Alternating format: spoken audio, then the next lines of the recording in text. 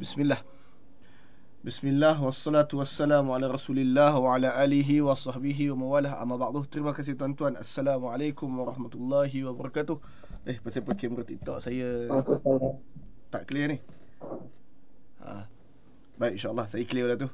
Baik tuan-tuan, bismillah wassalatu wassalamu ala Rasulillah wa ala alihi wa sahbihi wa mawalah. Amma ba'du. Terima kasih tuan-tuan. Assalamualaikum warahmatullahi wabarakatuh.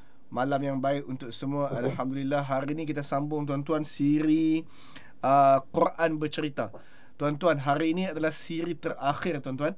Hari ni sejak tahun 2020 kita buat siri Al-Quran bercerita. Kita mulakan dengan pengenalan siri Al-Quran bercerita pada tahun 2020. Waktu kita mulakan tadabbur siri Al-Quran bercerita dulu waktu PKP. Berarti tuan-tuan, ini tahun yang keempat. Dah 4 tahun kita buat siri Al-Quran bercerita. Dan kita dah cover habis dah pun. Kita dah cover habis, insya-Allah, keseluruhan cerita-cerita Al-Quran. Sama ada cerita-cerita yang panjang ataupun cerita-cerita yang ringkas, yang pendek-pendek, seperti yang kita buat malam ini. Jadi tuan-tuan, malam ini adalah siri yang terakhir untuk siri kisah-kisah pendek Al-Quran. Juga inilah kisah terakhir untuk keseluruhan siri Al-Quran bercerita. Tuan-tuan yang ikut siri Al-Quran bercerita ni sedikit lewat. Tuan-tuan, rakaman siri Al-Quran bercerita sejak Nabi Adam dah ada pun di Facebook Al-Jibra ni, dan dah ada pun dekat YouTube Al-Jibra. Tuan-tuan boleh semak balik playlist yang ada dekat dua-dua platform tu. Tuan-tuan boleh tonton sejak kelas pertama 4 tahun lepas pun, insya-Allah. Dan hari ini tuan-tuan adalah siri yang terakhir untuk siri Al-Quran bercerita. Dan kisah terakhir kita hari ini adalah Nasihat Luqman. Nasihat Luqman, siri terakhir hari ini. Baik tuan-tuan, tajuknya Nasihat Luqman. Kenapa Nasihat Luqman? Sebab kita akan merujuk daripada surah Luqman, surah yang ke-31, ayat 12 sampailah ayat 19. Satu muka surat penuh. Tuan-tuan, dalam Al-Quran ada surah Luqman. Dan watak Luqman ni bukanlah watak utama dalam Al-Quran. Dalam Al-Quran ada surah Luqman. Muka surat kedua surah Luqman tu bercerita tentang cerita yang kita nak bincang hari ni. Surah Luqman bukanlah kisah Luqman bukanlah kisah utama dalam Al-Quran. Maksud utama tu adalah dia bukanlah diulang-ulang cerita dalam Al-Quran. Dia bukanlah banyak kali nama Luqman disebut. Cuma sekali ini sahaja nama Luqman disebut.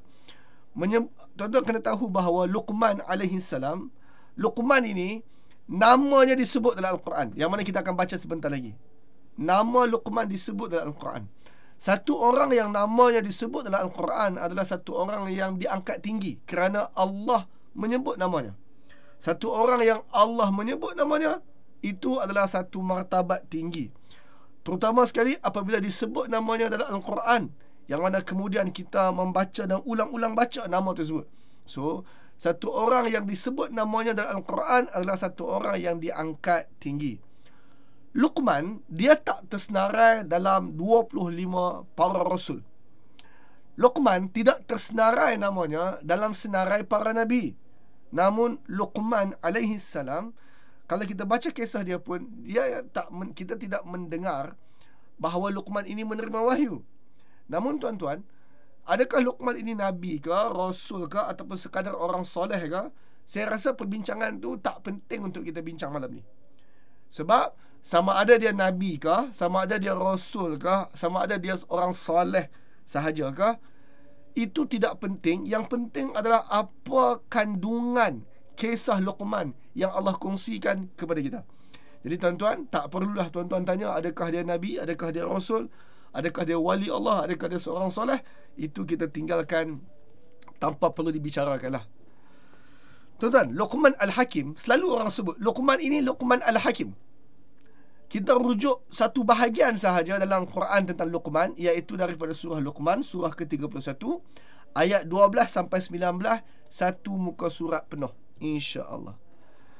Bercakap tentang Luqman, selalu orang akan menyentuh tentang nasihat Luqman kepada siapa tuan-tuan? Anaknya. Itulah yang selalu orang sebut. Bila sebut Luqman sahaja dalam Al-Quran, satu cerita sahaja, iaitu nasihat Luqman kepada anaknya. Namun tuan-tuan, surah Luqman yang bercakap tentang Luqman tu, kali pertama Luqman disebut namanya tuan-tuan, Allah tidak terus pergi dekat situ. Allah tak terus bercerita tentang nasihat Luqman kepada anaknya. Sebaliknya tuan-tuan, Allah mulakan dengan isu ini, iaitu nasihat Allah kepada Luqman. Cerita Luqman, dia tidak bermula dengan nasihat Luqman kepada anaknya. Namun cerita Luqman ini bermula dengan nasihat Allah kepada Luqman.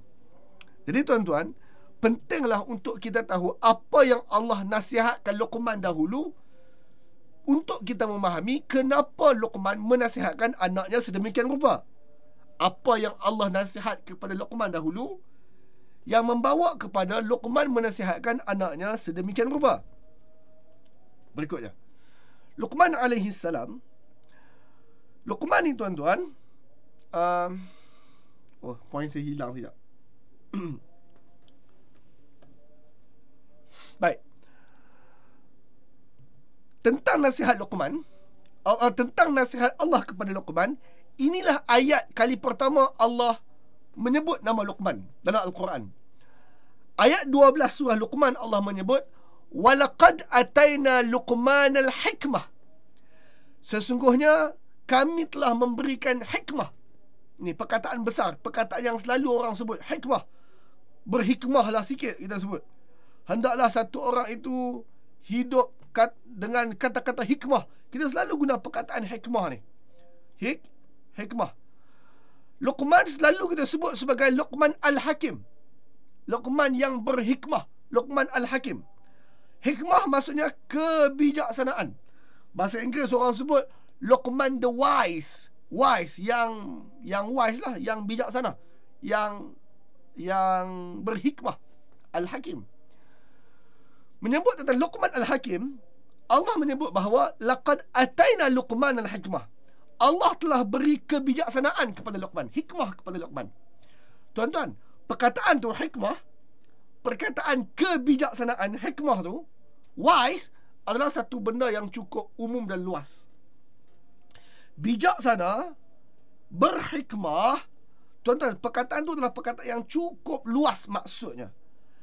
Dalam banyak-banyak hikmah, dalam banyak-banyak perkara yang disebut sebagai kebijaksanaan, Allah hanya sebut satu perkara sahaja. So, dalam nasihat Luqman ni. So, dengar balik. Dalam banyak-banyak hikmah, dalam banyak-banyak perkara yang disebut sebagai kebijaksanaan, Allah hanya menyebut satu perkara sahaja sebagai kebijaksanaan yang Allah sebut kepada Luqman.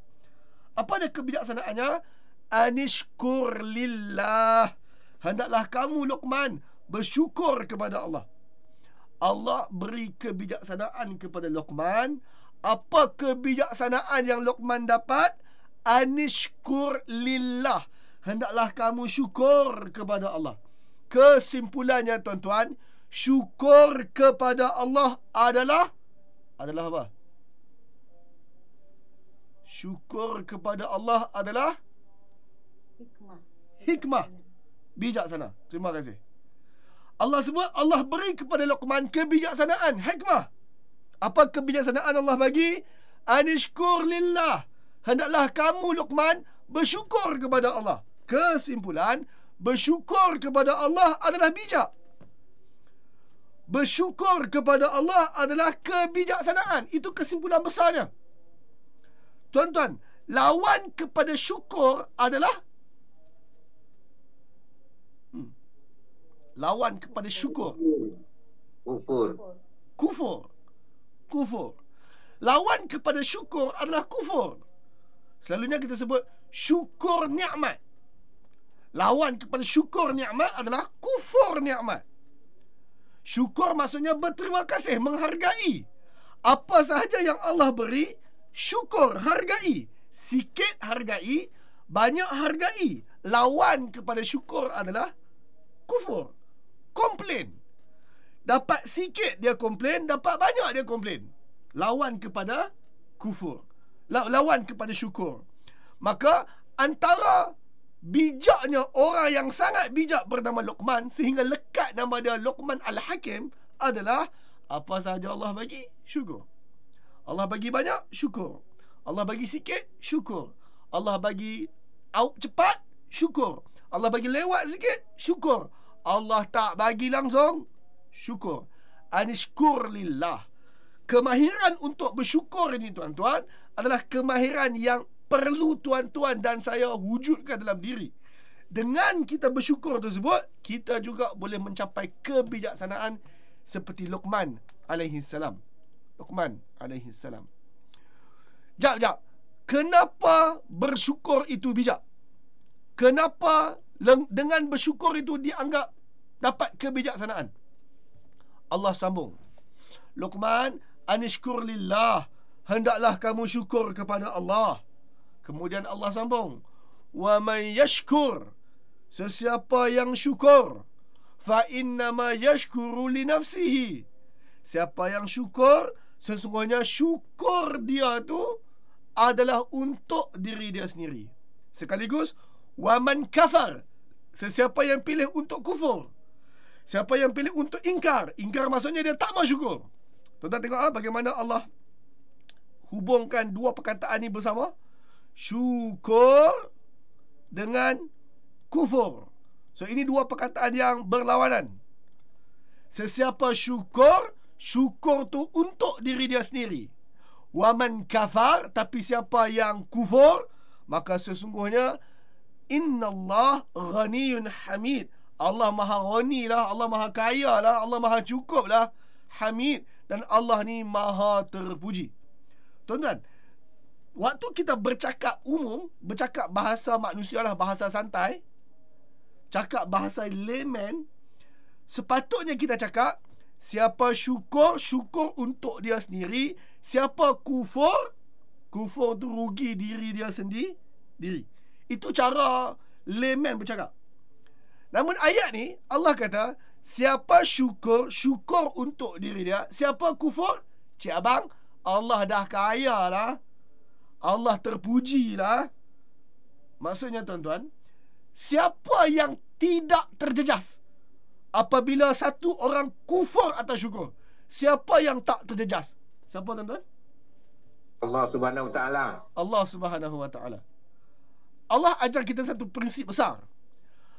Allah perintahkan kita bersyukur. Soalan, Allah perintahkan kita bersyukur. Soalannya, adakah Allah perlu kita bersyukur? Anyone? Allah perintah kita bersyukur. Soalan, adakah Allah perlu kita bersyukur? Allah tak perlukan. Allah tak perlu pun syukur engkau tu. Allah ghani, Allah maha cukup, Allah maha kaya dah. Hamid, Allah maha terpuji. Tuan-tuan, tuan-tuan bersyukur, berterima kasih. Kalau dekat orang, tuan-tuan berterima kasih dekat orang, tuan-tuan cakap apa? Dekat orang.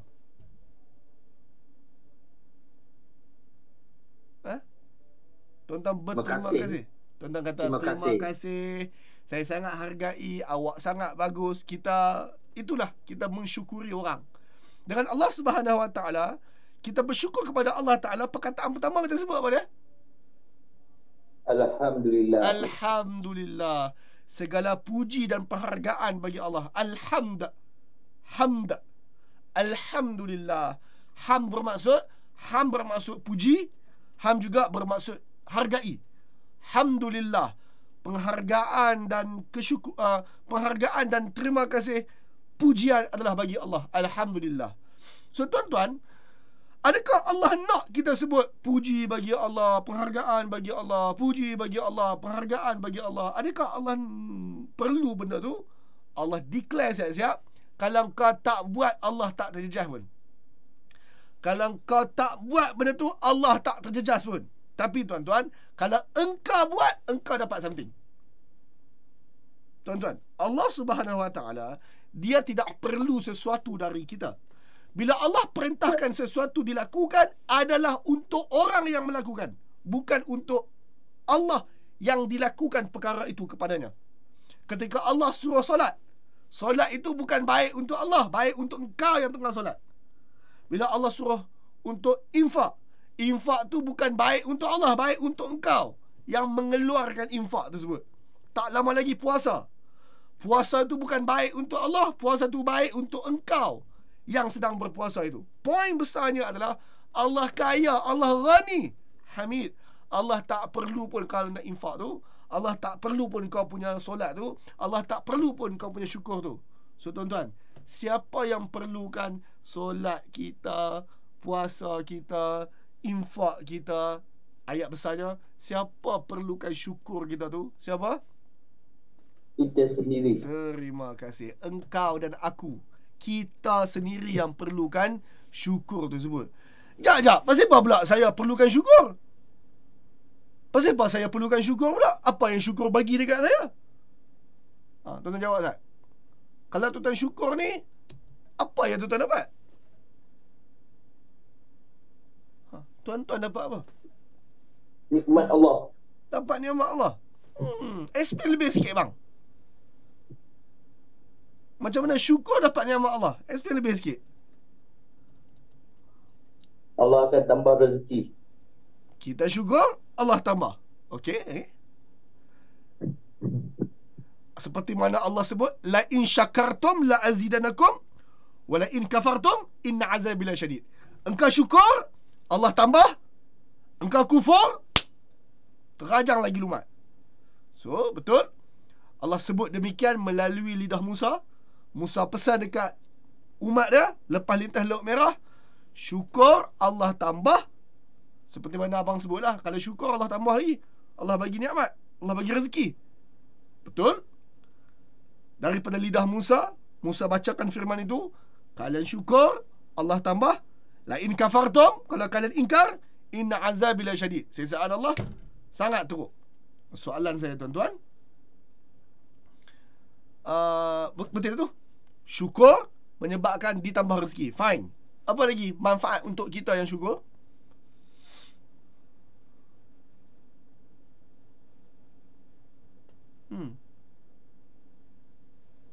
Apa lagi manfaat kita bila kita syukur? Masuk syurga. Okey lah tu. Itu game, long game lah. Masuk syurga tu kita punya long game lah. Okey, alhamdulillah. Apa lagi? Kebaikan kalau kita syukur. Tuan-tuan, saya nak highlight satu perkara tentang kebaikan kita syukur. Hidup tenang. Hidup tenang. Ini tenangnya hidup apabila kita pilih untuk syukur. Tuan-tuan, saya ada phone. Saya ada phone. Tuan-tuan pun ada phone, bukan tak ada. Saya ada phone. Phone ni saya beli waktu bulan 12 lepas kot. Saya rasa pelajar saya mungkin sedar, kata bulan 12 lepas kita buat misi preview An-Nisa, tiba-tiba phone saya crack. Masa bulan 12 lepas saya buat seminar preview An-Nisa, tengah duduk promosi tu, tiba-tiba phone saya crack. Saya pun pening kepala, macam mana ni phone tengah guna, crack pula. Akhirnya saya beli phone ni. Maksudnya phone ni baru lah, baru bulan 12 lepas. Soalan saya tuan-tuan, bila pula nak beli phone baru? Bila pula nak beli phone baru? Jawab tuan-tuan.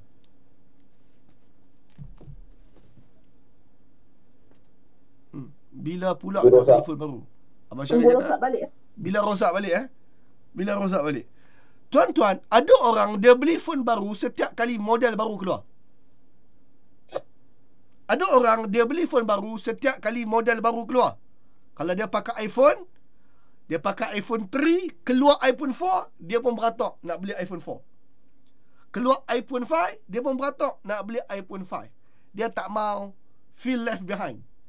Dia tak mau feel left behind. Tuan-tuan, orang yang bersyukur adalah, kalau aku pakai iPhone 6, pakailah. Kalau tak pakai pun, dia tak rasa ketinggalan apa-apa. Sebahagian manusia, dia rasa selagi mana dia tak pakai iPhone 6 tu, dia rasa macam, oh my God, aku rasa macam hidup tak tenang. Pasal apa? Sebab tangan aku tak pegang lagi iPhone 6. Sebahagian tuan-tuan tak dengar lagi lagu yang menang juara lagu, rasa macam hidup tak tenang. Sebab semua orang pakat duk bercakap pasal lagu juara tersebut. Tuan-tuan penyanyi dia pun tak kenal lagi. Tuan-tuan, sebahagian orang dia rasa macam left out. Oi, pasal apa ni aku belum dapat benda tu lagi. Tuan-tuan, kalau tahu, tahulah. Kalau tak tahu, just move on. Why? Bersyukur dengan apa yang sahaja kita ada. Tuan-tuan. So, kalau Allah bagi iPhone baru, iPhone lah. Kalau Allah bagi Android, Android lah. Kita tak terkilan tak dapat iPhone. Kita tak terkilan tak dapat yang 160 GB memory.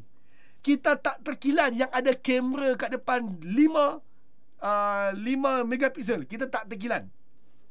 Berpada dengan yang ada tu menyebabkan apa? Untuk kita, menyebabkan kita hidup tenang, bahagia.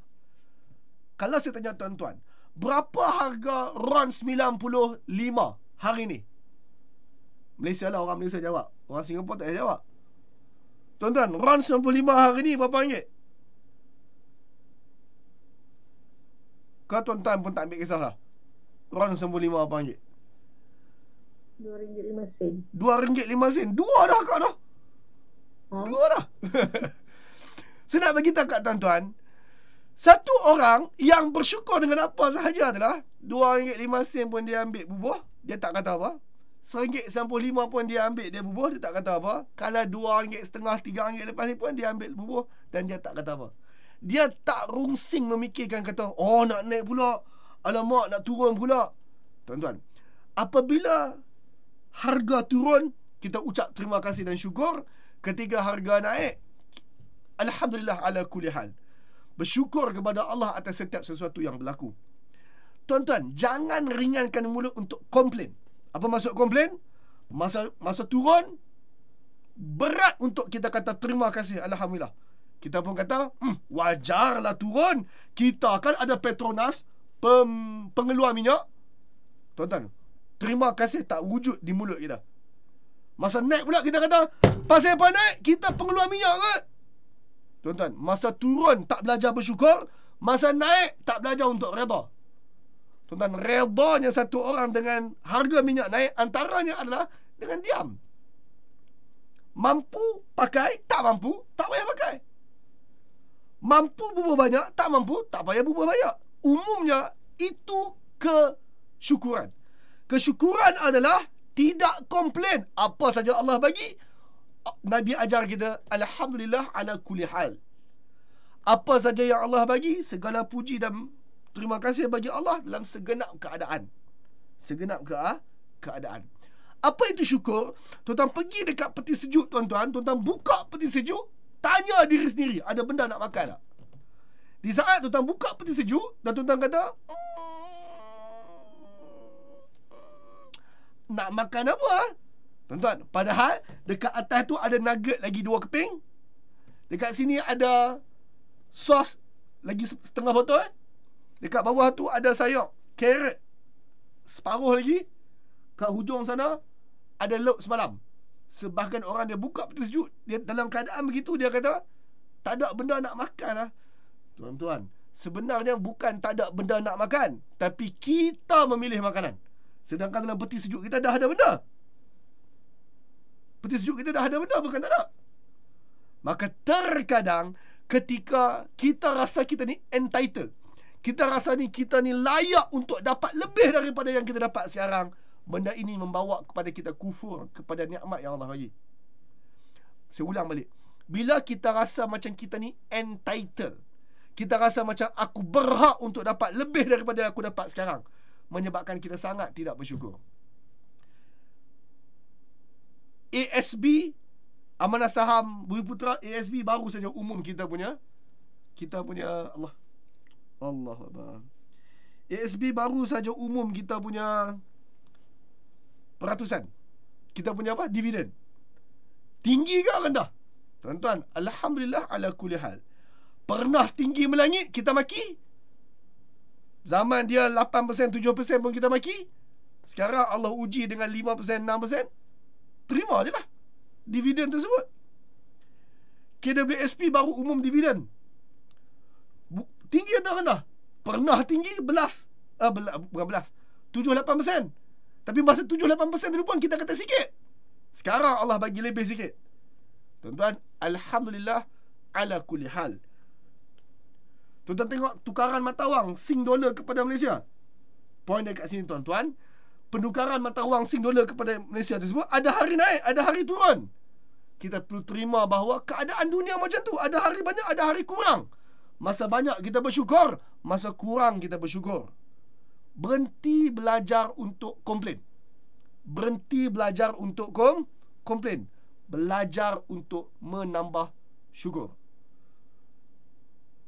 Belajar untuk menambah syukur.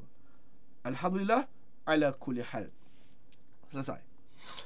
Tuan-tuan, bagaimana cara kita syukur? Saya sebut dah tadi, alhamdulillah ala kulli hal. Kurangkan diri untuk komplain atas benda yang kita tak ada. Jangan tengok sangat orang yang atas kita, tengok banyak sikit kepada orang yang di bawah kita. Cermin mata saya patah baiklah tengah ni. Alhamdulillah ala kulli hal. Baik, ada soalan tuan-tuan?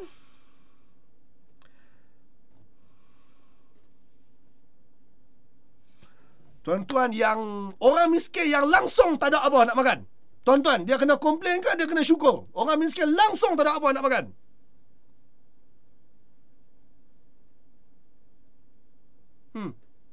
Nak komplain ke kena syukur? Syukur masih hidup. Jomlah kita pilih untuk komplain. Tuan-tuan, mai saya tunjuk contoh komplain. Baru berlaku sebentar tadi tuan-tuan, waktu saya tengah bercakap dengan tuan-tuan ni. Apa ni? Pelapik hidung cermin mata saya putih. Baru berlaku sebentar tadi. Saya tengah bercakap dengan tuan-tuan, dia putih. Tuan-tuan, kalaulah kita pilih untuk komplain. Kalau kita pilih untuk komplain, mai saya komplain sekarang. Allah, putih pula dah. Putih. Pasal apa putih? Putih. Aku dah buat kelas ni macam mana ni putih ni? Putih. Allah, spoil mood. Soalan saya tuan-tuan, tumbuh balik ke lepas saya komplain? Tumbuh balik ke lepas saya komplain? Tidak. Tak. Tapi tuan-tuan, kalau alhamdulillah ala kulli hal, kelas boleh berjalan tak? Boleh. Benda kecil je pun. Bukan benda besar sangat. Tak ada benda nak makan. Kemudian kita pun kata, tak ada benda nak makan. Tak ada benda nak makan. Duit tak cukup. Duit tak cukup. Pasal apa duit tak cukup? Lepas tu ambil Facebook. Ni, pasal apa mata wang jatuh? Aku duit tak cukup ni. Maki. Soalan, duit bertambah ke lepas tu? Duit bertambah ke lepas tu? Tidak. Ada. Tuan-tuan, belajar syukur. Ingat, di saat tuan-tuan menggalakkan orang untuk komplain, tuan-tuan sedang buat benda yang iblis sebut kepada Allah Ta'ala. Sewaktu iblis minta dipanjangkan umur, iblis kata, aku akan buktikan aksarum minan nas, kebanyakan daripada manusia la tashkurun, mereka tak syukur pun. Iblis nak buktikan kepada Allah Ta'ala bahawa kebanyakan manusia hidup memang suka komplain. Tuan-tuan, Allah, sekarang saya tunjuk contoh bagaimana syukur. Tuan-tuan, pelapik cermin mata saya ni ada kanan kiri. Allah tarik berapa? Allah tarik berapa? Allah tarik sebelah. Tuan-tuan, instead of kita melihat yang kurang, kita kena syukur bahawa sebelah lagi ada. Cermin mata pun ada lagi. Dia punya tempat pegang pun ada lagi. Sepanjang saya pakai cermin mata, tempat pegang ni pernah patah. Alhamdulillah dia tak patah sekarang. Syukur, alhamdulillah. Kita kena syukur bahawa duit-duit tak ada pun tuan-tuan boleh tengok live malam ni. Maksudnya internet tuan-tuan ada. Syukur kepada Allah. Air ada, saya boleh minum air. Belum puasa lagi. Dan kalaulah puasa pun sekarang malam boleh minum. Syukur kepada Allah. Tuan-tuan, kita duk menyebut bahawa mana boleh syukur, ada orang tak makan langsung. Tuan-tuan, orang tu tak makan langsung, kita yang duk komplain. Ini bukan simpati. Jangan mengajar orang untuk tidak syukur. Tuan-tuan, kalau nak bercakap politik sikit, ahli politik suka menyuruh orang untuk tidak bersyukur. Sebab dengan orang komplain dapat mileage. Tapi tuan-tuan, sewaktu orang yang komplain itu memegang kerajaan, orang komplain tak kat dia? Orang komplain ke tak? Komplain, engkau ajar kan? Engkau yang ajar manusia untuk komplain kan? Semasa engkau tak pegang tampuk pemerintahan. Di saat kau pegang tampuk pemerintahan, rasa sendirilah. Tuan-tuan, masyarakat tidak dibina dengan mengajar komplain. Sebab, maaf cakaplah, kawan-kawan Brunei yang masuk malam ni, mata wang Brunei tinggi pada kita. Cost living pun rendah pada kita. Tapi tuan-tuan, Dekat Brunei ada orang komplain ke tidak? Ada, bukan tak ada. Kak Azan, Brunei ada orang komplain Kak Azan? Kau semua senyum happy. Ada Ustaz. Ada. Kak Azan orang Adalah Brunei. semua. Kak Azan orang Brunei. Tuan-tuan, kita selalu compare kita dengan Singapura, kita dengan Singapura, kita dengan Singapura. Ni dalam kelas hari ni ada kawan-kawan Singapura. Soalan saya tuan-tuan. Siapa kawan Singapura kita yang masuk malam ni? Tuan-tuan yang daripada Singapura, asal tuan-tuan compare sahaja Singapura, tuan-tuan compare dengan siapa? Kawan-kawan Singapura jawab Ustaz. Siapa kawan Singapura kita? Kawan-kawan Singapura, kalau compare sahaja Singapura, selalu compare dengan siapa? Tuan-tuan akan compare dengan kami lah duduk Malaysia ni. Irony sangat tuan-tuan. Kita yang duduk Malaysia selalu compare hidup kita dengan orang Singapura. Orang hidup Singapura selalu compare hidup mereka dengan kita. Seolah-olah macam kita teringin nak duduk sana, mereka pula teringin nak duduk tempat kita. Why? Sebab kedua-dua pihak hanya melihat bahagian buruk yang mereka terima di tempat masing-masing. Mereka tak hargai pun bahagian baik yang diterima dekat tempat lain. Wallahu alam. Tuan-tuan, fa amma bi ni'mati rabbika fahaddis. Apa saja nikmat yang Tuhan bagi dekat engkau, sebut. Fa amma bi ni'mati rabbika fahaddis. Apa saja nikmat Tuhan bagi dekat engkau, sebut. Demikian kita belajar untuk syukur. Mana nikmat Tuhan bagi dekat saya? Dekat saya. Tuan tanya tuan-tuan, dekat saya dulu. Mana nikmat Tuhan bagi dekat saya? Saya ada cermin mata. Saya tak botak, rambut naik. Saya ada misai, janggut ada. Ini semua nikmat tuan-tuan. Saya tak sesemua sekarang ni, itu nikmat. Saya rabun, tapi ada cermin mata boleh tengok. Ini nikmat. Saya ada cawan, bukan cawan apa? Pelah tinggi. Padahal bagi cawan pun cukup. Tapi Allah bagi pelah tinggi. Gelah yang tinggi. Saya ada earphone, syukur kepada Allah Ta'ala. Saya pakai baju sekarang, alhamdulillah, syukur. Saya ada handset, syukur.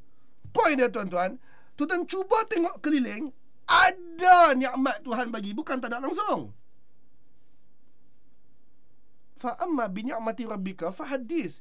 Nikmat Tuhan bagi dekat engkau, sebut. Di saat kita mula rasa macam Tuhan tak bagi apa-apa, rasa macam kita lah yang paling tersakiti, kita sedang buat syaitan tersenyum. Ingat perkataan tu kuat-kuat. Di saat kita mengajar orang, bahkan kita mengajar diri sendiri untuk tidak syukur, ketahuilah kita sedang buat syaitan tersenyum. Berikutnya saya nak tanya tuan-tuan, anak. Sebab berikutnya kita nak cakap pasal nasihat Luqman kepada anak. Soalan saya, tuan-tuan adalah ayah terbaik dan ibu terbaik? Ataupun adalah kurang kat sana, ada kurang kat sini? Mana satu tuan-tuan?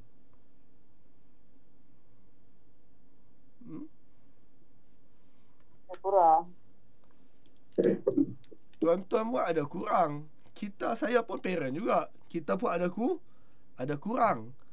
Tuan-tuan, anak tuan-tuan, kalau tuan-tuan ajar anak tuan-tuan untuk komplain, dia akan komplain. Dia akan komplain, antara lain adalah komplain tentang tuan-tuan satu hari nanti. Tuan-tuan, saya bagi contoh anak saya. Saya hantar anak saya naik motor pergi sekolah. Kalaulah anak saya nak diajar untuk komplain, dia boleh lihat pasal apa kawan dia, ayah dia boleh hantar naik kereta. Saya hantar naik motor. Kawan dia yang ayah dia hantar naik kereta, kawan tu pun boleh komplain. Dia kata, pasal apalah ayah aku hantar naik kereta pukul 6.30 pagi hantar sekolah dah. Kawan aku naik motor tu pukul 7 baru masuk sekolah. Boleh komplain. Tuan-tuan ingat, di saat kita ajar keluarga kita, anak kita, hidup kita untuk komplain, orang lain pun 1001 benda boleh komplain tentang kita. Kita pun tak hebat mana sangat. Kita pun ada kurang.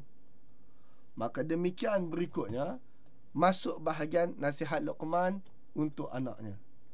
Syukur kepada Allah Ta'ala dengan pemberian anak tersebut adalah dengan didik anak tu besar mengikut perintah Allah Subhanahu Wa Ta'ala. Maka tuan-tuan, nasihat Luqman tidak menyekutukan Allah Subhanahu Wa Ta'ala. Nasihat Luqman ni tuan-tuan, ada 3 bahagian besar nasihat Luqman.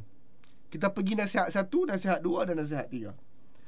Nasihat pertama, tidak sekutukan Allah, tidak syirik kepada Allah. Wa iz qala Luqman wa iz qala Luqmanu li ibnihi wa huwa ya'izuhu. Bila Luqman kata dekat anak dia sewaktu ya'izuhu, waktu Luqman sedang konsultansi dengan dia. Tuan-tuan, ya'izuhu, perkataan tu besar.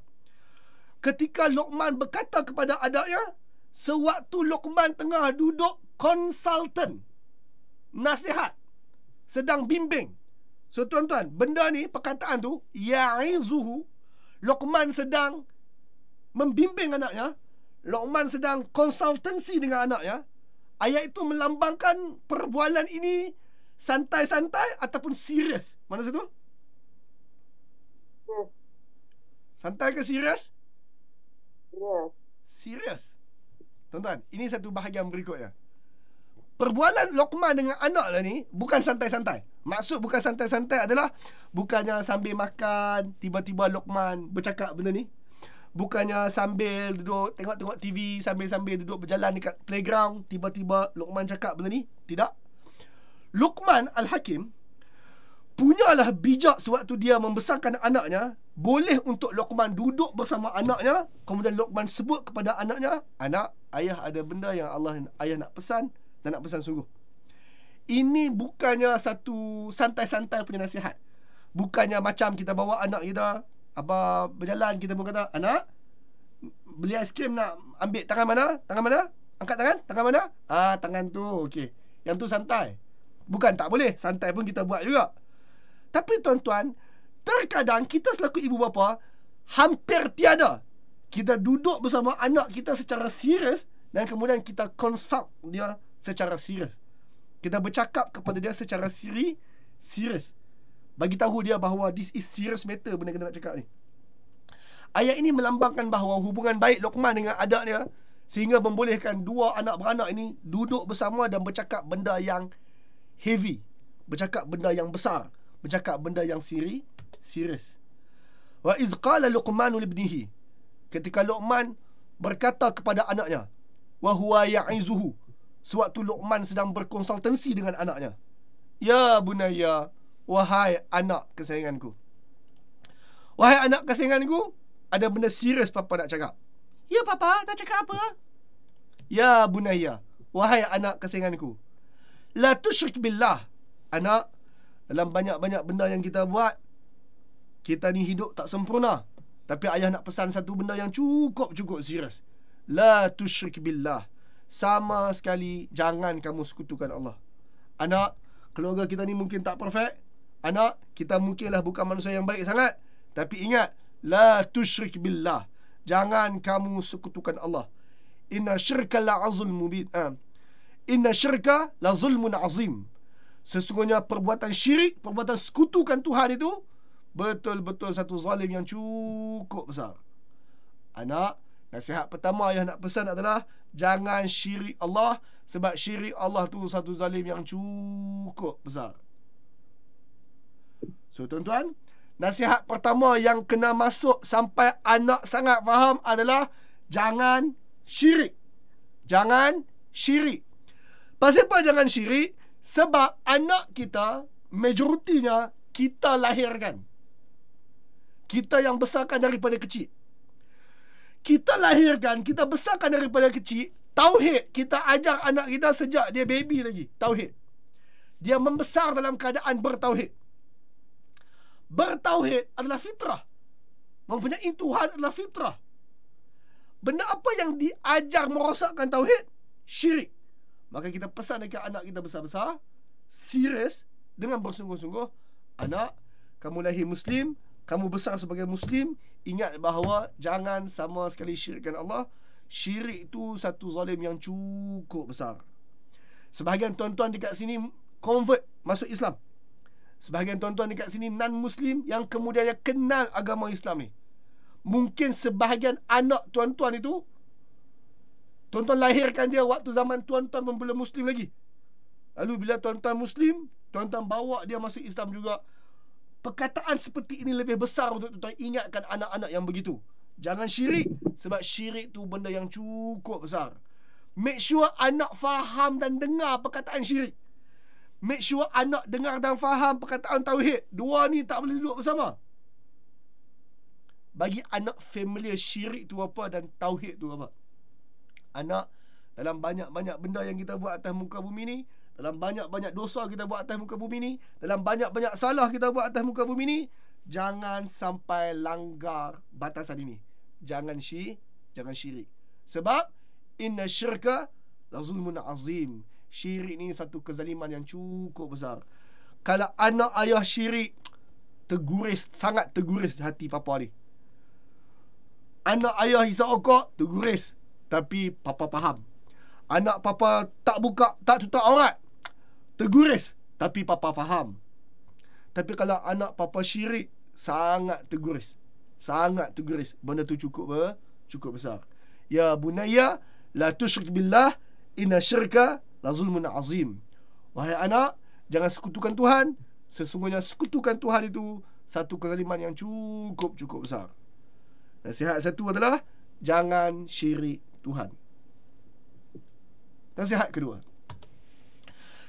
kedua, tadi saya sebut bahawa ada 3 nasihat besar. Nasihat kedua adalah meyakini perhitungan. Tentang perhitungan tu bahasa Melayu, bahasa Arab dia apa dia? Hitung.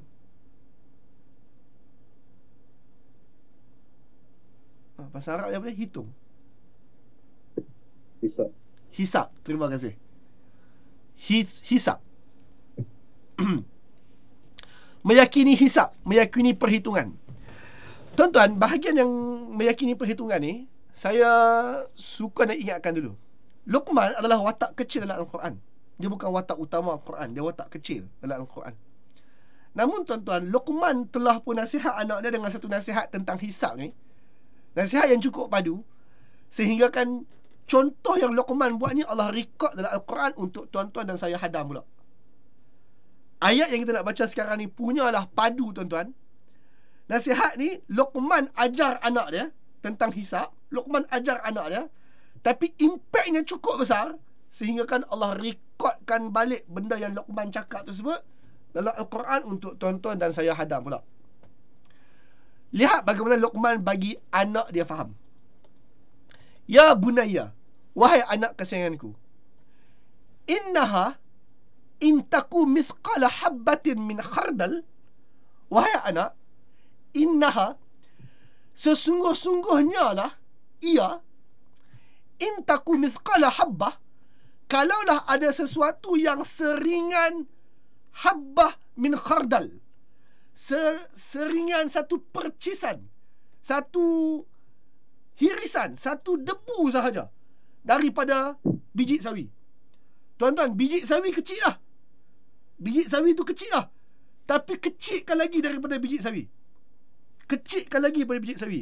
Habbah min khardal. Biji sawi yang halus tu, debu dia lagi nipiskan biji sawi tu. Fatakun fi sakhrah, lalu benda yang dikecilkan daripada biji sawi tu ada dalam sebuah sakhrah, batu besar. Au fis samawati au fil ardi, yang mana batu besar tu ada di langit-langit dan ada di bumi. Tuan-tuan, ini batu besar lah. Ini manusia. Ini nampak di bawah ni, ini manusia. Ini sakhrah, batu besar.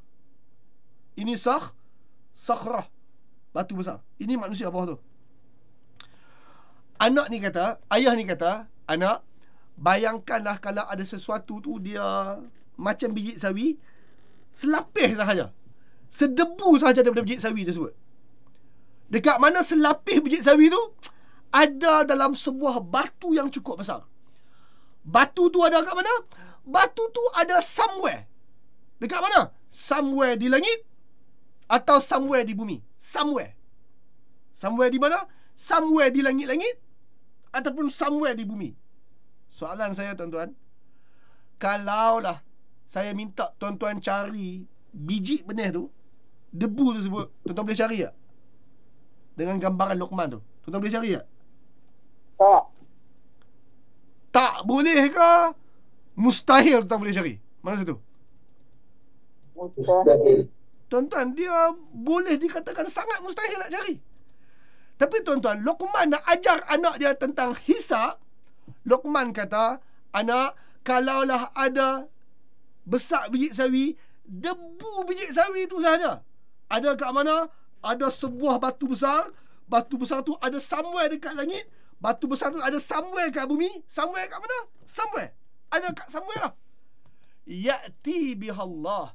Tetap Allah akan bawakan yang sekecil itu untuk dihitung. Innallah latiful khabir. Allah ni latif. Allah buat kerja sangat halus. Khabir. Allah buat kerja dengan sangat mendalam pengetahuannya. Tuan-tuan, kita tak mampu. Kalaulah kita nak cari sedebu daripada biji sawi tersebut, pertama nak cari dulu batu tersebut. Tuan-tuan, kalau batu tu di bumi pun susah carilah. Apatah lagi kalau batu tu somewhere di langit atau di bumi. 7 lapis langit tuan-tuan nak cari batu tu, sukar. Tuan-tuan dah search seluruh 7 lapis langit, tak jumpa. Tuan-tuan berusaha seluruh bumi ni, akhirnya berjayalah jumpa batu tu. Kalau berjaya jumpa batu tu pun, tuan-tuan kena pecahkan batu tu dan nak cari debu yang dimaksudkan. Tuan-tuan, kalau batu tu depan mata tuan-tuan tengah pegang sekarang pun, mustahil dah tuan-tuan nak cari debu tersebut. Tapi Allah kata, Allah rekodkan Luqman kata, anak, kalau Allah nak cari, ya'ti bihallah. Allah tetap menghadirkan yang sekecil itu untuk datang. Innallah latif. Kenapa Allah boleh datangkan? Sebab Allah latif. Allah ni sangat halus, khabir. Allah ni mendalam pengetahuannya. Yang buat kerja sedetail itu, yang tahu jejak sedetail itu, hanya Allah Ta'ala sahaja. Tak ada polis yang tahu sedetail itu. Tidak ada CSR. CSR macam tak betul je. Tidak ada Crime Investigation Crime Investigation CSI. Tidak ada CSI yang boleh detect sedetail itu. Yang boleh detect sedetail itu hanyalah Allahul Latiful Khabir. Allah yang sangat halus, Allah yang sangat secara mendalam pengetahuannya. Tuan-tuan, kenapa mesti ajar anak untuk apa? Kenapa mesti ajar anak untuk faham hari hisab? Tuan-tuan, bayangkan anak kita kecil.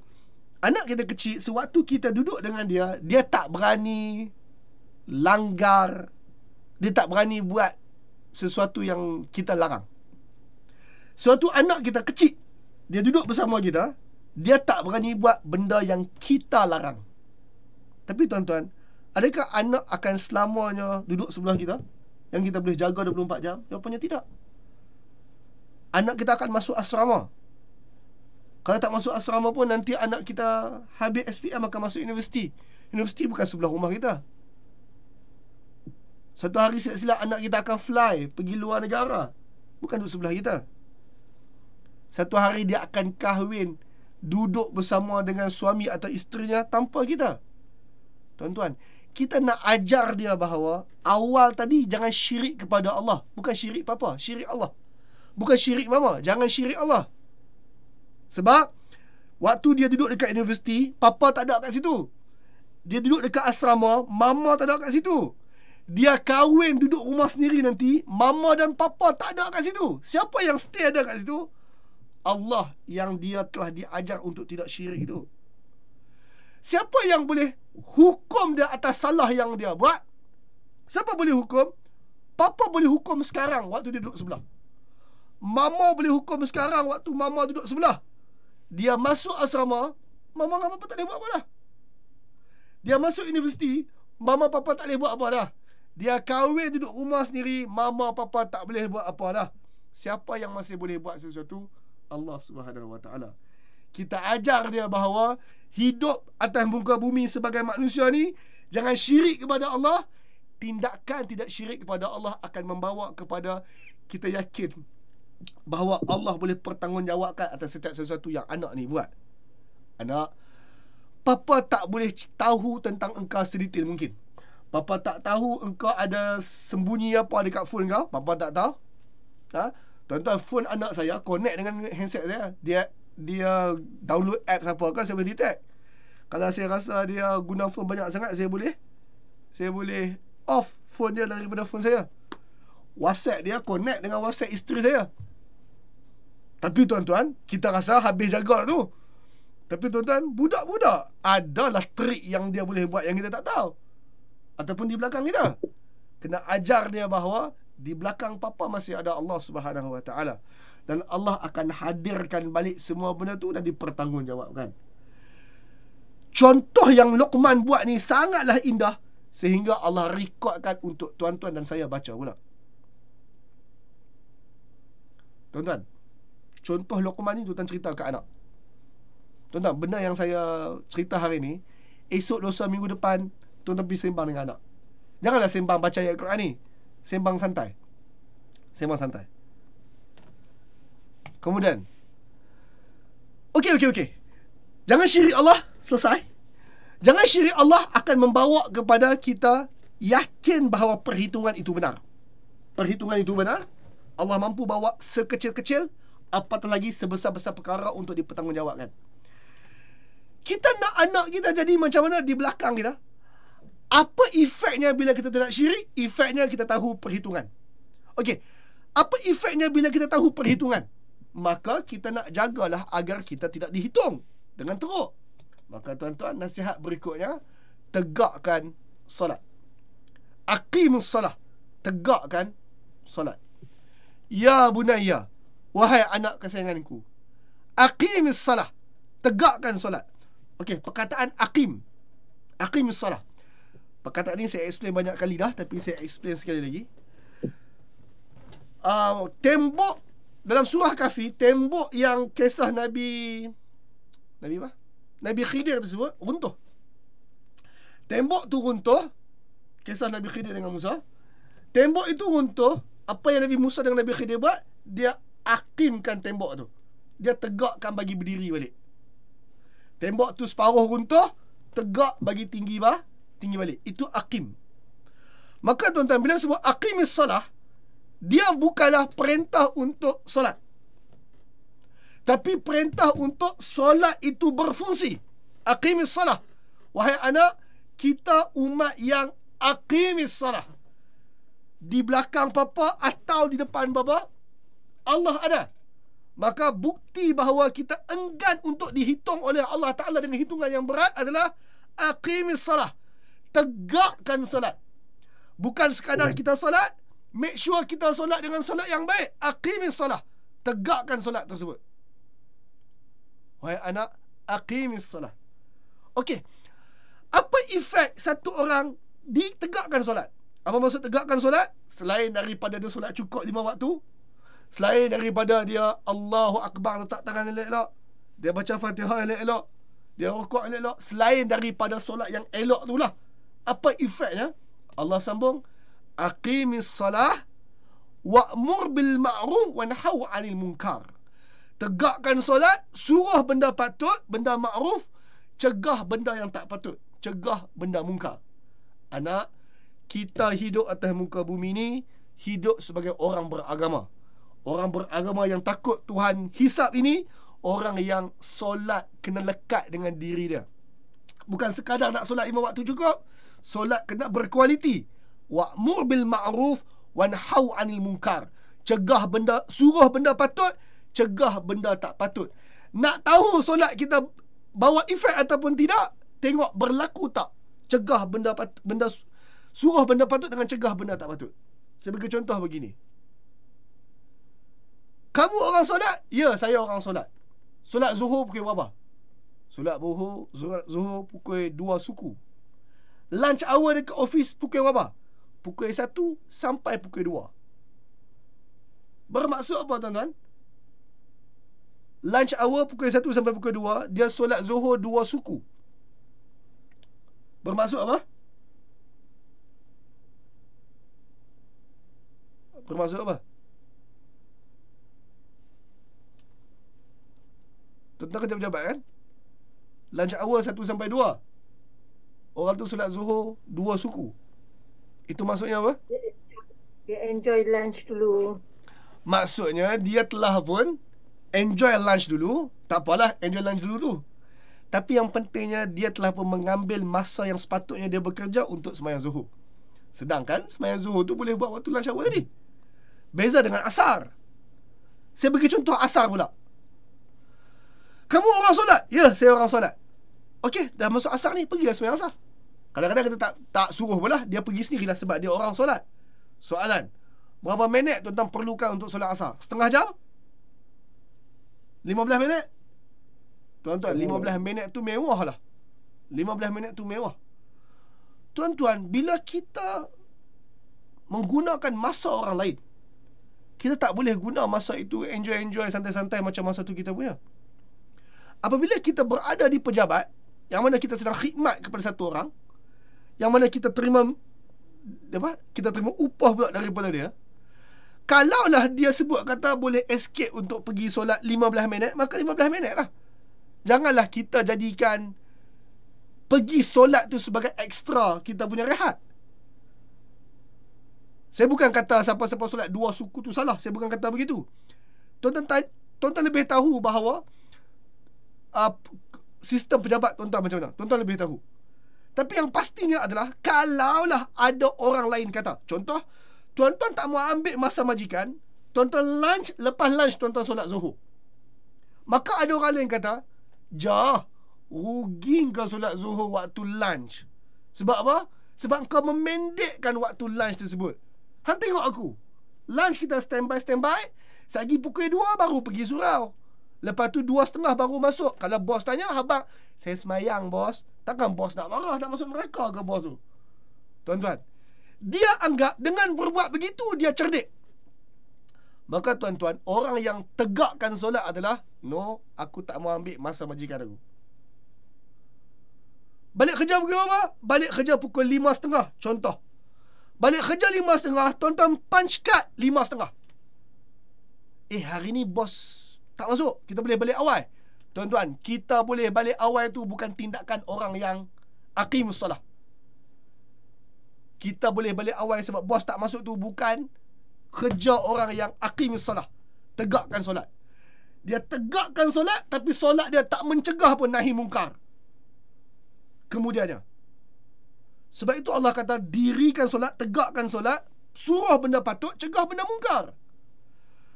Kita orang yang solat, kita jugalah dekat dalam surau tu duduk mengumpat orang. Tuan-tuan, benda ni tak kena. Benda tu tak seiring. Menegakkan solat, dia datang bersama, suruh benda patut, cegah benda mungkar. Suruh benda patut, cegah benda mungkar. Kalau ada orang tanya, awak hang skema sangat, punch card on time. Jawapannya, sebab aku orang yang solat. Bos tak masuk pun kau buat kerja ni pasal apa? Sebab aku orang solat. Tu sebab dia. Aqimis solah wa'muru bil ma'ruf wanhauna 'anil munkar. Wasbir ala ma asabak. Sabar atas apa yang menimpa kamu. Pasal apa kena sabar? Tuan-tuan, kawan kita tak akan suka apabila semua orang solat pukul Allah. Sebentar tuan-tuan. Saya tak tahu siapa TikTok ni selalu sangat ganggu saya tengah-tengah.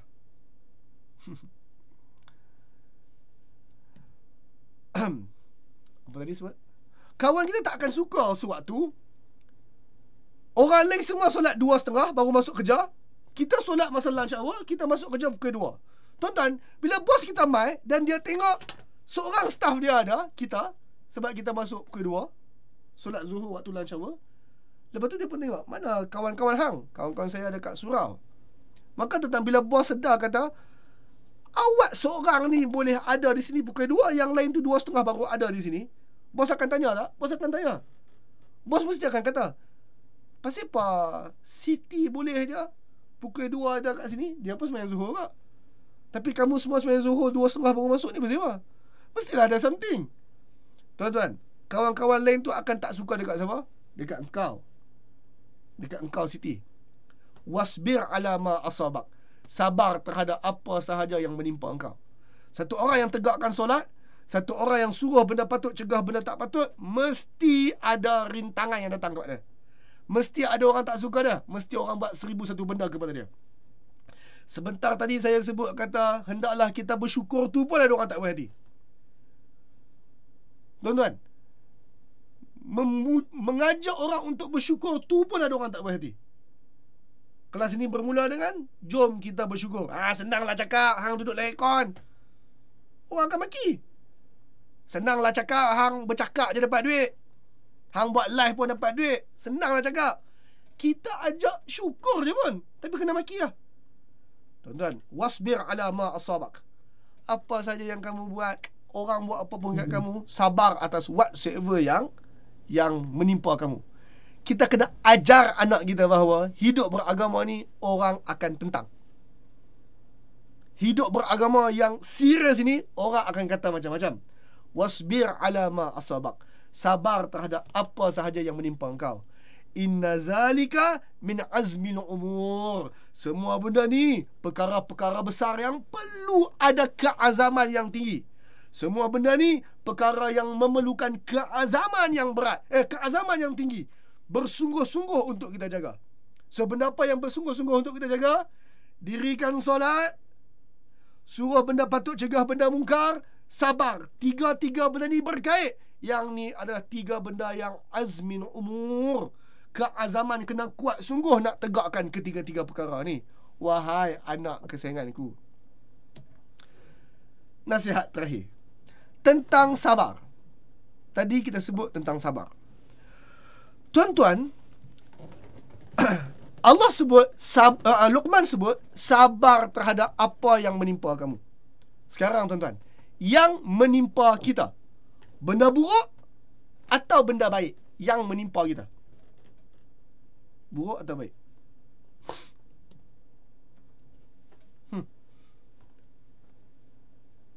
Sesuatu yang menimpa kamu, buruk ke baik? Buruk lah. Buruk. Buruk. Sesuatu yang menimpa kamu mesti buruk. Baik tak boleh. Saya bagi contoh. Hendaklah kita bersyukur. Ada orang maki, senanglah cakap, bla bla bla, benda buruk. Tapi bila saya sebut kata hendaklah kita bersyukur, ada tak tuan-tuan kata terima kasih Ustaz atas nasihat tersebut, alhamdulillah saya terbuka hati mendengar kuliah Ustaz? Ada tak orang cakap macam tu? Ada juga. Tuan-tuan, hidup beragama ni ada benda buruknya yang kita dapat, ada benda baik yang kita dapat daripada manusia. Sekarang kita nak highlight pula benda baik yang dapat daripada manusia. Sebentar tadi waktu kita sebut tentang apa? Benda buruk yang menimpa kita, saya banyak syarah benda tu tadi. Sabar atas apa sahaja yang menimpa kamu. Tapi kena ingat bahawa kadang-kadang benda menimpa kita ni adalah benda baik. Macam mana pula bersabar terhadap benda baik yang menimpa kita? Macam mana pula bersabar dengan benda buruk yang reaction daripada masyarakat? Maka bahagian berikutnya Allah nak highlight tentang isu sabar tu sahaja. Wahai anakku, ini cara sabar. Wala tasa'ir khaddaka linnas. Jangan kamu buat reaction dekat pipi kamu. Allah highlight dengan cukup perinci tu. Wala tusa'ir khaddaka linnas. Jangan kamu memberi reaksi pipi kepada orang ramai. Sama ada orang memberi reaksi baik kepada kamu ataupun orang bereaksi jahat kepada kamu, muka kamu kena poker face. Tak boleh kamu memberi reaksi buruk kepada manusia. Reaksi pipi maksudnya macam ni tuan-tuan. Ada orang puji, maka ada orang puji jangan kamu duk buat. Tuan-tuan, tak cakap apa pun, hanya buat reaksi muka saja, buat memek muka je. Tuan-tuan, ni. Tuan-tuan, antara benda besar kepada satu orang yang menerima pujian adalah dia nak menerima pujian itu dengan muka selamba lah. Orang pun kata, oh ustaz yang hebat. Dia pun, alhamdulillah, terima kasih. Tapi dia, tuan-tuan, pujian ni sekali bagi, dua kali bagi, dia tak jadi racun. Tapi lepas banyak kali bagi tuan-tuan, dia boleh jadi racun. Kamu la tusa'ir khaddaka linnas. Jangan buat reaksi muka kepada orang. Terkadang kita buat reaksi muka tersebut dengan cara buruk. Macam tadi orang puji kita, adalah reaksi muka kita yang hampir nak tersenyum whatsoever tu. kadang-kadang kita bereaksi muka buruk kepada orang. Contohnya, ada orang duk maki kita kat TikTok, kita pun bereaksi muka yang buruk. Kita berkata, alah Mamat ni, tuan-tuan ni bereaksi muka yang buruk. Allah kata, semua reaksi-reaksi itu melambangkan engkau pun tak cukup sabar, wahai anakku. Tuan-tuan, saya suka bertanya soalan ini. Siapa yang kisah tentang perasaan kita? Siapa yang kisah? Saya rasa apa? Siapa yang kisah?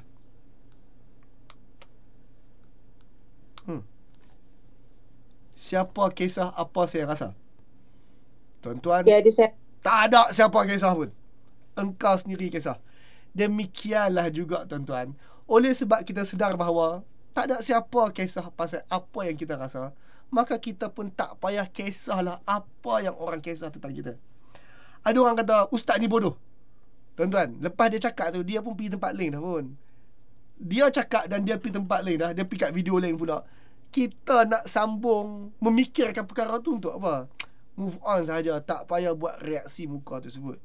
Tak payah nak bermerah telinga dan bermasam muka atas perkara tersebut. Wala tusa'il khaddaka linnas. Kamu tak payah buat reaksi muka tersebut. Move on sahaja, wahai anakku.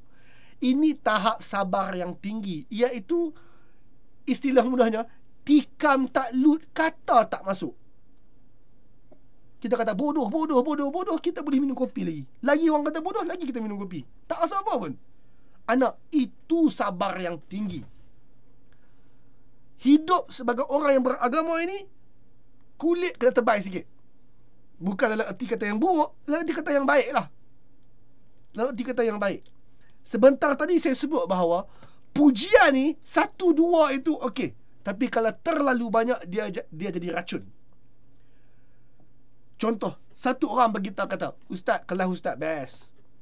Seorang lagi beritahu pula, ustaz, saya dengar kuliah ustaz, menitik air mata saya keinsafan. 2 orang, 3 orang cakap macam tu, okey lah. Tapi tuan-tuan, kalau ramai sangat yang cakap macam tu, 15 orang, 50 orang beritahu dekat saya, dekat komen ke, dekat WhatsApp ke apa ke, ustaz, saya menitik air mata mendengar kuliah ustaz.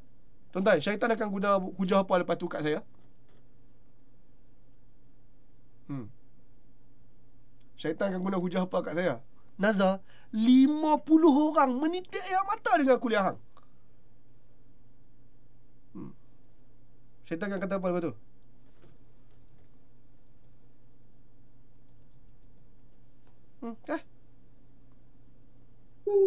Pasal bangga pula. Syaitan akan kata, Nazar, hang ni level Azhar Idrus ni. Hang dengan Azhar Idrus tu separuh duk sebelah tu. Padu lah ni. Tuan-tuan, syaitan akan pergi kat situ pula.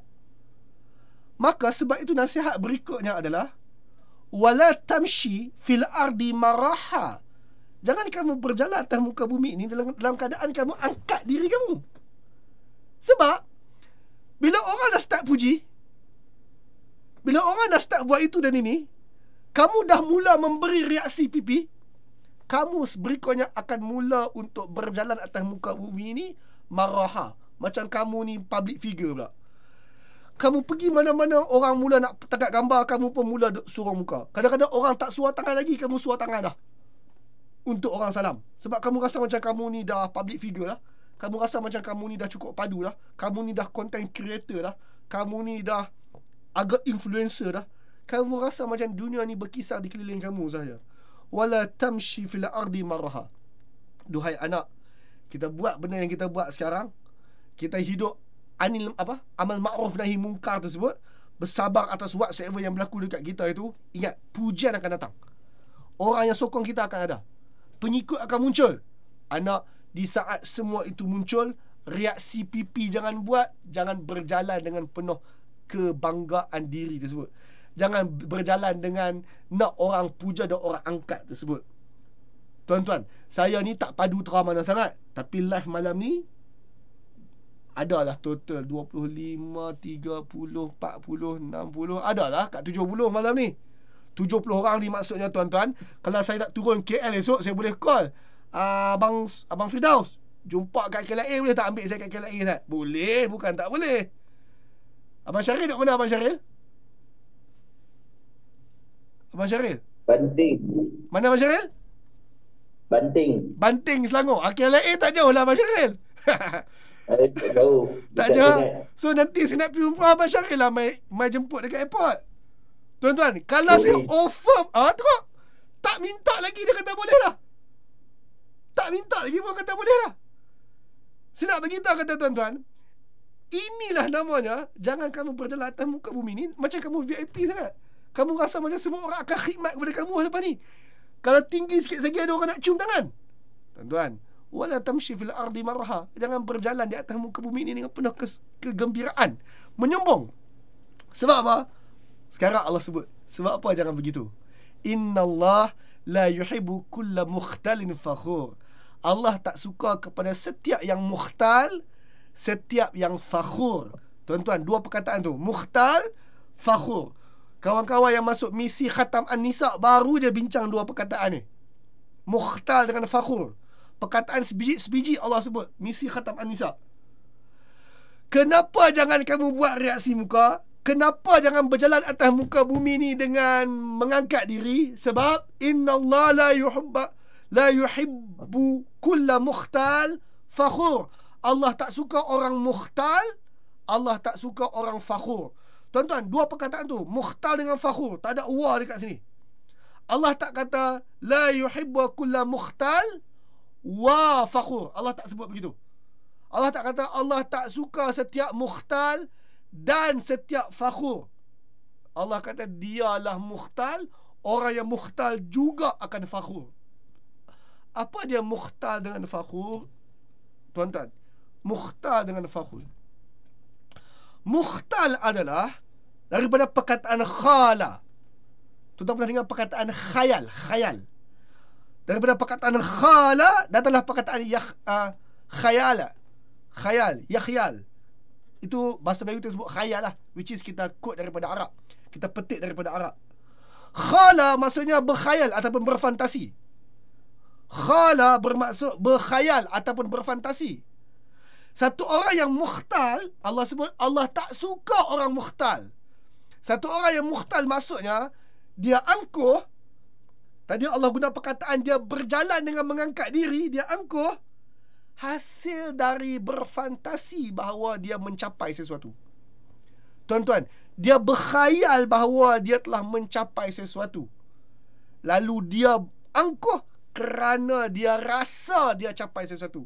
Dia berfantasi dia capai sesuatu. Tuan-tuan, bila sebut berfantasi, dia betul-betul capai ataupun dia sangka sahaja dia capai? Mana satu, tuan-tuan? Dia sangka dia capai. Maksudnya apa, tuan-tuan? Maksudnya macam ni. Malam ni lebih kurang 70 orang live di semua platform dengan saya. 70 orang. Maka saya pun habaq kata, tuan-tuan, minggu depan saya nak pergi umrah dekat KLIA. Saya sampai pukul 12 tengah hari. Lepas tu saya pun duk kata, aku ada 70 orang student dekat keliling KL tu. Berapa orang turun hari ni nak sambut aku? Kita sedang membayang-bayangkan. Kita duk rasa macam kita ni sampai level tu lah. Sampai level orang sanggup pergi ke KLIA sebelum kita naik flight sebab nak cium tangan. Duk bayang macam tu lah. Lalu bila kita turun dekat KLIA tu pun kita lalu 10 orang pun kita duk buat gitu. Tuan-tuan, saya teringat satu benda. Saya pergi Pawagam tengok movie dengan isteri saya. Masa tu anak kosong kot. Masa tu saya sangat muda, anak tak ada. Saya tengok movie. Habis tengok movie tu, saya nak pergi toilet. Masa saya nak pergi toilet tersebut, saya lalu dekat satu tempat yang orang tengah berkumpul. Saya lalu, rupanya tempat saya berkumpul tu ada sidang media artis tengah sebut pasal filem baru dia lah. Saya nak pergi toilet, saya lalu depan tu, saya pun tengok pasal apa tiba-tiba ramai orang ni. Kemudian saya pun tengok dekat meja depan tu ada artis. Saya tengok ke artis tu pun tengok dekat saya, artis tu buat macam ni kat saya. Tuan-tuan, artis tu buat macam tu kat saya, dia membayangkan apa? Dia membayangkan apa? Saya lalu kat situ, saya pun tengok apa yang ramai orang. Saya tengok kat meja tu, nampak mata dia nampak mata saya. Dia pun angkat tangan buat gitu. Tuan-tuan, artis tu membayangkan apa? Tak, minat kat dia. Apa minat Dia membayang macam saya minat kat dia. Padahal saya tertengok dia sebab saya nak pergi toilet lalu tempat tu.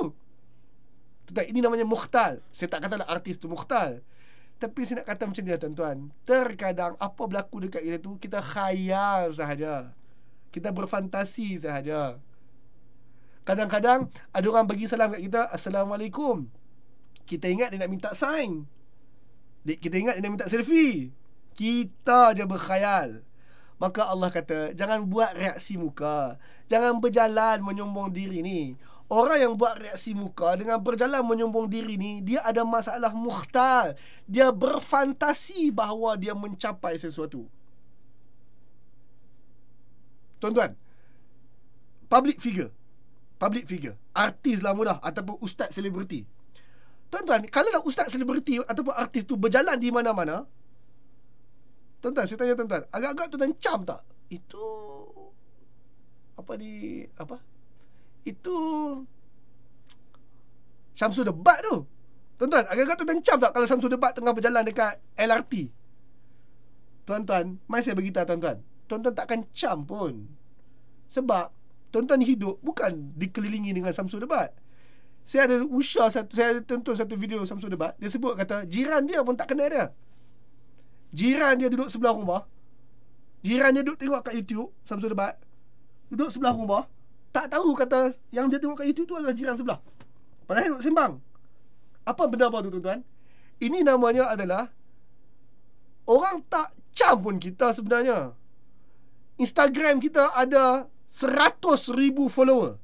Adakah dengan beranggapan kita ada 100,000 follower, maka kita berjalan dekat mana-mana nanti orang cam kita? Orang tak cam. Orang tak cam. Sebab orang tak hidup untuk kita. Orang tak hidup untuk kita. Maka Allah kata, jangan buat reaksi muka, jangan berjalan menyombong diri, sebab Allah tak sukalah orang mukhtal, orang yang berfantasi bahawa dia capai sesuatu. Dan Allah juga tak suka orang fakhur.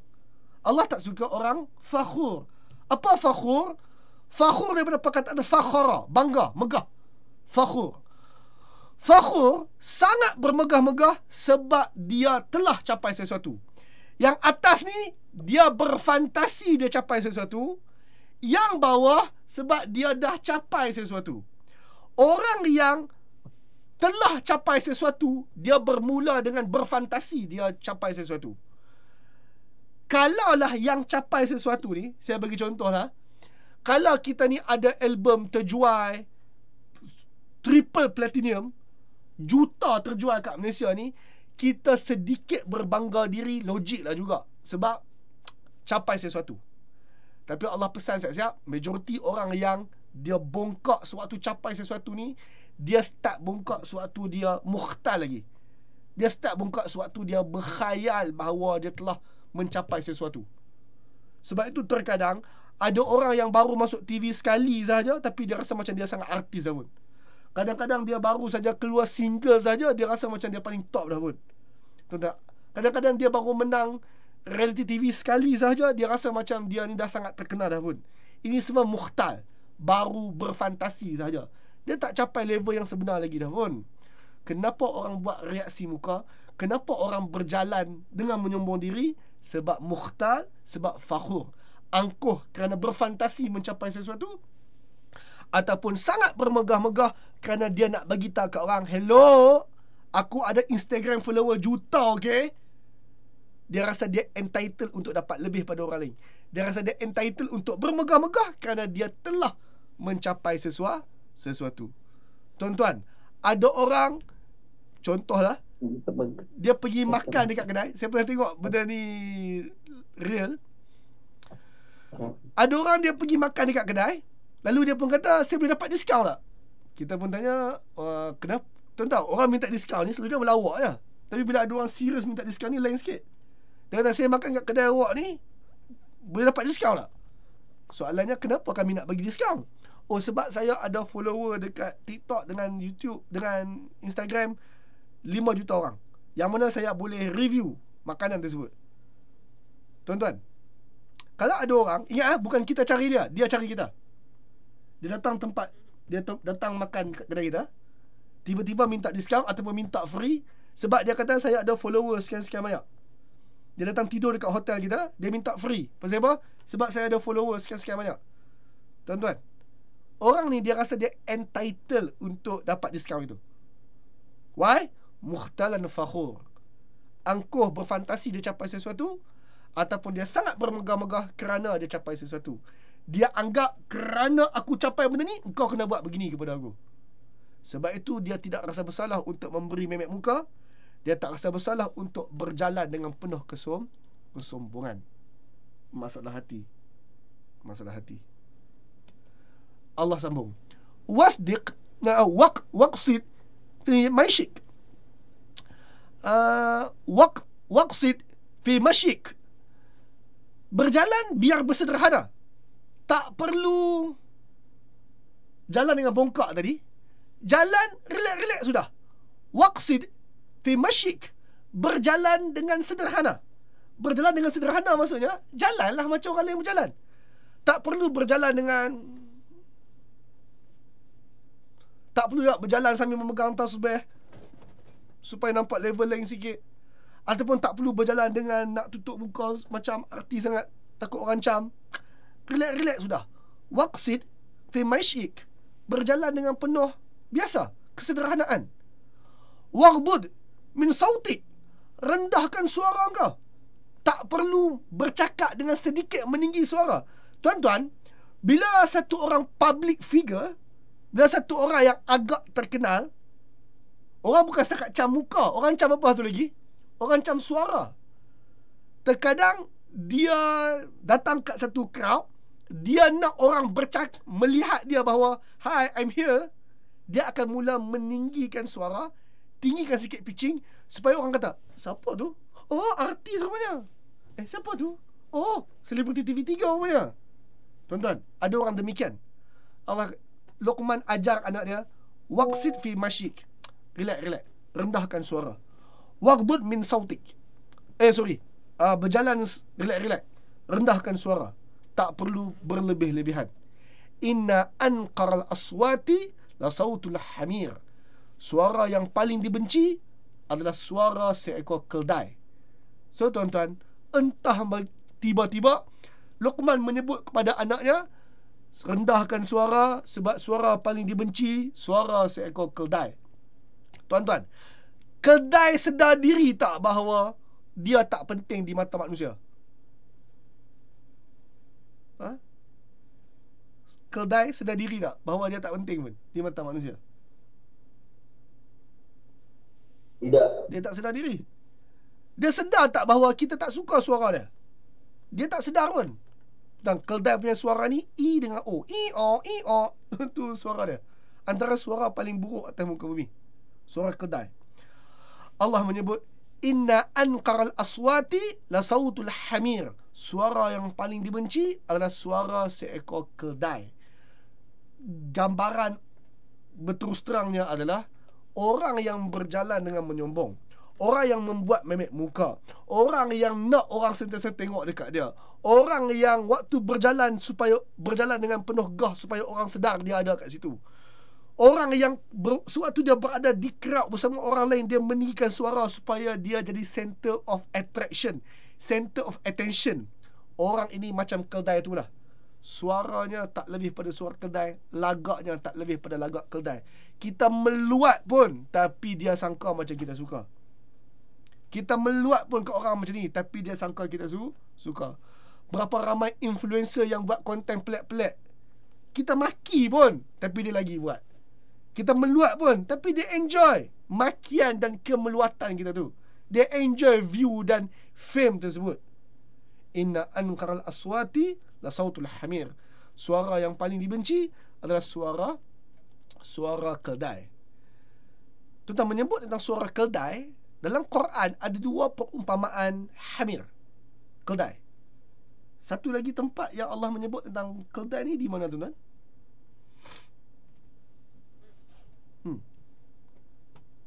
Keldai. Di mana lagi, tuan-tuan? Bila sebut keldai je, tu ingat surah apa? Isu apa? Quran.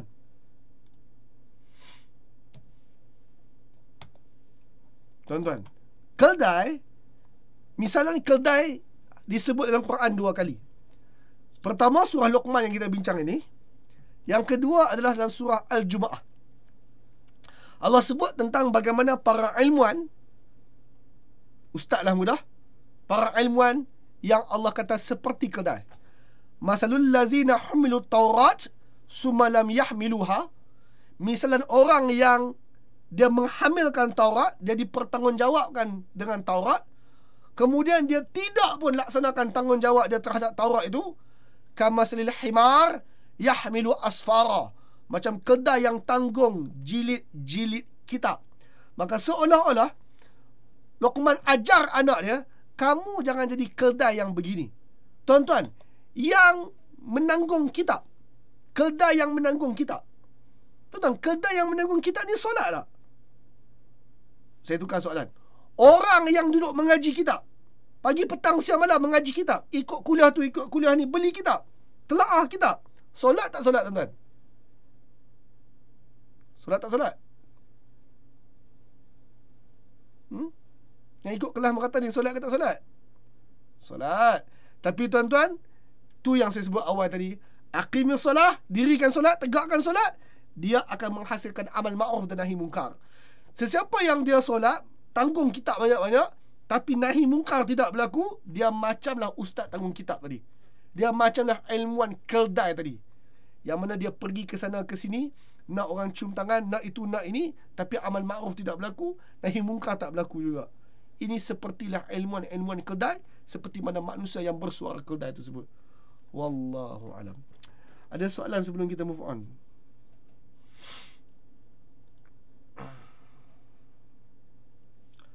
Wallahu alam. Tuan-tuan, cerita Luqman ni sebenarnya dia bukan cerita sangat. Sebab itulah cerita Luqman ni saya letak last kali dalam siri ni. Sebab cerita Luqman ni dia bukan bercerita Luqman buat apa, dia hanya bercerita tentang nasihat Luqman terhadap anaknya. Tuan-tuan, anak-anak yang diberi nasihat dengan nasihat Luqman ni, kalau anak tu lelaki, dia boleh membesar sebagai seorang gentleman. Satu orang yang anak dibesarkan dengan nasihat Luqman ni, pada hemat saya dia adalah anak yang gentleman lah kalau dia besar nanti. Satu orang pendakwah yang mengikut nasihat Luqman ni, insya-Allah dia akan jadi pendakwah yang bukan keldai lah. Kalau satu orang ustaz yang mengikut nasihat Luqman ni, dia bukan ustaz yang keldai lah dengan mengikut nasihat Luqman ni, insya-Allah. Tuan-tuan, kesimpulan akhir kita, ini adalah nasihat Luqman secara keseluruhan. Keseluruhan. Maksudnya kalau tuan nak cerita balik ke anak, tengok satu muka surat ni lah sebagai nota, tuan-tuan. Pertama, syukur kepada Allah. Macam mana Luqman bersyukur kepada Allah? Tidak sekutukan Allah dengan whatsoever langsung. Yakin bahawa adanya hari perhitungan nanti, dan tegakkan solat dalam kehidupan. Inilah bukti satu orang bersyukur kepada Allah. Luqman bersyukur kepada Allah, dia ajar anak dia turut untuk bersyukur kepada Allah. Caranya, jangan syirikkan Allah, yakini hari perhitungan, hari hisab seyakin-yakinnya, tegakkan solat dalam kehidupan. Macam mana nak tegakkan solat dalam kehidupan? Laksanakan solat yang berkesan. Solat yang ditegakkan itu akan menyuruh pada benda patut, mencegah benda tak patut, dan sabar terhadap apa sahaja yang menimpa kita. Macam mana satu orang dianggap sabar? Satu orang dianggap sabar apabila dia tak buat reaksi muka. Sama ada dia dapat reaksi baik atau buruk, dia tak buat reaksi muka ke orang. Kedua, dia tidak sombong. Sewaktu dia ada follower seorang dengan ada 10,000 orang, itulah dia, orang yang sama. Dia bersederhana dalam langkah ketika berjalan, dan dia rendahkan suara ketika bercakap. Tuan-tuan, ini adalah kesimpulan penuh apa yang Luqman ajar dekat anak dia. Siapa nak screenshot dulu sebelum saya tukar skrin. Ada soalan saya kat sekarang?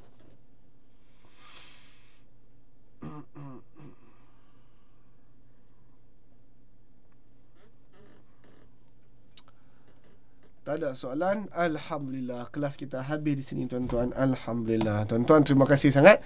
Seperti yang saya sebut awal kelas tadi, kelas ini adalah kelas terakhir untuk siri Quran bercerita. Ramadan kita akan, saya sengaja buat siri ni pada minggu kedua. Sekarang baru minggu kedua, Khamis minggu kedua. Sepatutnya dia Khamis minggu keempat, betul tak? Tapi tuan-tuan, oleh sebab nak Ramadan, saya nak habiskan siri Al-Quran bercerita sebelum Ramadan, dan kita habiskan hari ini. Kita rehat sekejap Ramadan. Nanti lepas Ramadan, saya akan update kalau kita ada buat program baru untuk menggantikan program ni. Kalau ada program baru. Wallahu alam. Tuan-tuan, sedikit pengumuman untuk semua. Tuan-tuan, hari ini hari Khamis 7 hari bulan. Saya minta tuan-tuan untuk join saya pada hari Ahad ini 10 hari bulan. Kita ada siri Technicality Al-Quran pukul 10 pagi hari Ahad ini, iaitu kita bercakap tentang Allah, kami, aku dan dia. Kenapa kadang-kadang dalam Al-Quran Allah panggil diri dia kami, aku dan dia dalam Al-Quran sendiri. So kita akan kupas isu Technicality Al-Quran pada 10 pagi hari Ahad ini di semua platform kita, insya-Allah. Kemudian tuan-tuan, saya nak maklumkan bahawa pada minggu kedua Ramadan, minggu depan tuan-tuan, hari Selasa Ramadan dah. Kalau hari Ahad ni lepas tu Ramadan dah. Saya nak maklum bahawa pada minggu kedua Ramadan nanti saya akan berumrah dan bertadabbur di Tanah Suci. Tuan-tuan yang akan ikut saya berumrah dan bertadabbur di Tanah Suci, jumpa saya di Tanah Suci pada 19 ke atas, insya-Allah. Ramadan ni kita akan agak rehat lah di Al-Jibrah ni. Tak ada program sangat kecuali tadabbur kontak kita berjalan macam biasa, insya-Allah. Doakan saya tuan-tuan. Tuan-tuan, siapa-siapa nak infak, program malam ni program percuma. Banyak program-program di Al-Jibrah ni percuma. Siapa nak bersama infak untuk program-program ni, infak dekat nombor akaun yang tertera. Terima kasih tuan-tuan. Assalamualaikum warahmatullahi wabarakatuh. Pagi yang baik untuk semua.